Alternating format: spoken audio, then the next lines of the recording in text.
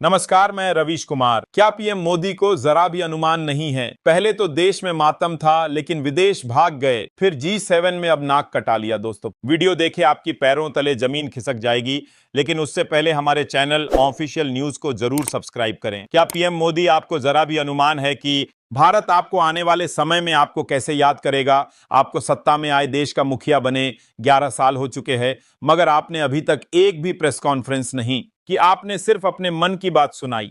आप मुझे बताइए कि आप अपने देशवासियों से बातचीत क्यों नहीं करना चाहते? क्या आप उनके सवालों से डरते हैं? एक बार फिर नरेंद्र मोदी प्रेस कॉन्फ्रेंस से मुंह दबाकर, मुंह छुपाकर भाग गए। क्यों नहीं प्रेस कॉन्फ्रेंस करते हैं मोदी जी? इसलिए नहीं करते हैं क्योंकि प्रेस कॉन्फ्रेंस में आप आम कैसे खाते हैं, आप टॉनिक वगैरह लेते हैं, यह नहीं पूछा जाएगा। प्रेस कॉन्फ्रेंस में पूछा जाएगा कि 11 सालों के बाद, आपका पूरा दुनिया घूमने के बाद, हमारी विदेश नीति विफल क्यों है? पूछा जाएगा कि हमारी आर्थिक हालत इतनी बदहाल क्यों हो गई है? बेरोजगारी, महंगाई इतनी भयावह क्यों है? पूछा जाएगा किसान परेशान क्यों है? पूछा जाएगा कि SC ST OBC महिलाओं के खिलाफ अपराध क्यों बढ़ रहे हैं? पूछा जाएगा कि नोटबंदी लगा का आपने क्या हासिल किया? GST से टैक्स वसूल करके आप क्या हासिल कर रहे हैं? बहुत सारे सवाल पूछे जाएंगे। कोविड का मिसमैनेजमेंट पूछा जाएगा। जिस तरह सेम जदूरों को पैदल चला दिया वह पूछा जाएगा। जिस तरह से डोनाल्ड ट्रंप बार बार हमारी संप्रभुता को ललकार कर कहते हैं मैंने सीज फायर कराया, और मोदी जी चुप रहते हैं, वो पूछा जाएगा। भारतीय मूल के जो स्टूडेंट्स हैं उनको जिस तरह से मारा पीटा जा रहा है, जिस तरह से उनको हैंडकफ करके वापस डिपोर्ट किया जा रहा है, और मोदी जी चुप रहते हैं, उस पे सवाल पूछे जाएंगे। इसलिए मोदी जी प्रेस कॉन्फ्रेंस नहीं करते हैं। लेकिन डरने वाले आदमी का यह कहना कि उसकी छाती 56 इंच की है, यह ठीक बात नहीं है। मोदी जी देश में बीते 2 महीनों में 1 विमान और 5 हेलीकॉप्टर दुर्घटनाग्रस्त हो चुके हैं और सैकड़ों लोग मारे जा चुके हैं, लेकिन देश के मेन स्ट्रीम मीडिया की हिम्मत नहीं हुई कि आपसे एक भी सवाल पूछ ले। पहले तो G7 में मोदी को बुलाया नहीं गया, यह खबर आई, और इस खबर के बाद यह सवाल उठने लगा कि आखिर क्यों नहीं बुलाया जा रहा? भाई, पिछली बार तो बुलाया गया था, अब की बार क्यों नहीं बुलाया जा रहा? क्या कनाडा उन खालिस्तानी आतंकियों के समर्थकों से डर गया है जो भारत के खिलाफ साजिश करते हैं? तो कनाडा क्या भारत का दोस्त है या खालिस्तानी आतंकियों के साथ दोस्ती निभा रहा है? यह सवाल उठने लगा।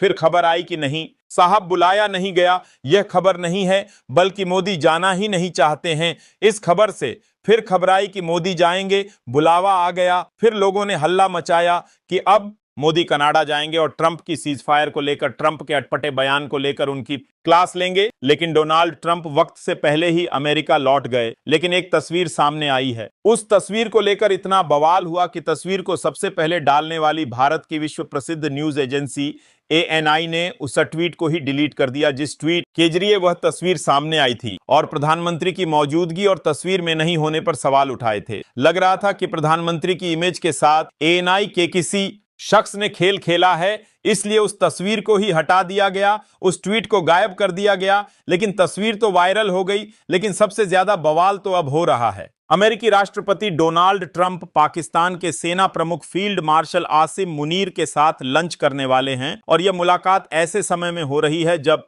भारत और पाकिस्तान के बीच तनाव चरम पर है। इस मुलाकात ने भारत में कई सवाल खड़े किए हैं, खासकर तब जब भारत ने आतंकवाद के खिलाफ अपनी जीरो टॉलरेंस नीति को वैश्विक मंच पर मजबूती से रखा है। खुद अमेरिका आतंकवाद की पीड़ा झेल चुका है।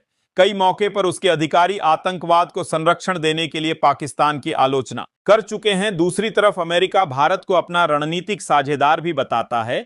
ऐसे में सवाल उठता है कि अमेरिका पाकिस्तान के सेना प्रमुख को इतना महत्व क्यों दे रहा है? क्या भारत के साथ कोई छलावा हो रहा है? ऐसे कई सवाल उठ रहे हैं। आखिर ट्रंप हमारे जानी दुश्मन को कैसे इतना अहमियत दे सकते हैं? वही मुनीर जिसने हमारे मासूम नागरिकों को मौत के घाट उतार दिया, फिर भी ट्रंप पाक चीफ को अपने साथ निजी रूप से व्हाइट हाउस में लॉन्च के लिए आमंत्रित किया है। जनवरी 2025 को डोनाल्ड ट्रंप ने अमेरिका के राष्ट्रपति के रूप में शपथ ली थी। 6 महीने भी नहीं बीते, लेकिन व्हाइट हाउस की प्रेस कॉन्फ्रेंस, ब्रीफिंग और स्टेटमेंट की संख्या 100 से अधिक हो चुकी है। एक विश्लेषण के मुताबिक 100 दिनों में ट्रंप ने 139 बार प्रेस से किसी न किसी प्रकार का संवाद किया है। इसमें 5 प्रेस कॉन्फ्रेंस दूसरे देश के राष्ट्रपति या प्रधानमंत्री के साथ साझा रूप से की गई है। इसके अलावा ट्रंप के साथ 98 बार सवाल जवाब हुए हैं। इनमें ओवल ऑफिस, हवाई जहाज और अन्य जगहों पर पूछे गए सवालों के जवाब हैं। ऐसा लगता है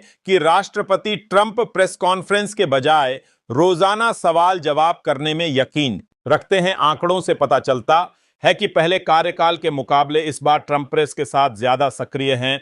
अपने पहले कार्यकाल के शुरुआती 100 दिनों में ट्रंप ने 89 बार प्रेस से बातचीत की, 9 बार प्रेस कॉन्फ्रेंस की, जिसमें से एक अकेले की थी। बाकी 8 प्रेस कॉन्फ्रेंस साझा प्रेस कॉन्फ्रेंस थी। 51 बार इंटरव्यू, 39 बार सवाल जवाब किए। इसके मुकाबले प्रधानमंत्री मोदी ने 11 साल में एक भी प्रेस कॉन्फ्रेंस नहीं की है। ट्रंप ने 100 दिन में 5 बार साझा प्रेस कॉन्फ्रेंस कर ली। प्रधानमंत्री मोदी ने 433 दिनों में एक बार भी प्रेस कॉन्फ्रेंस नहीं की है। अब आखिरी सवाल आप लोगों से, क्या पीएम मोदी को प्रेस कॉन्फ्रेंस करना चाहिए या नहीं, कमेंट में बताएं।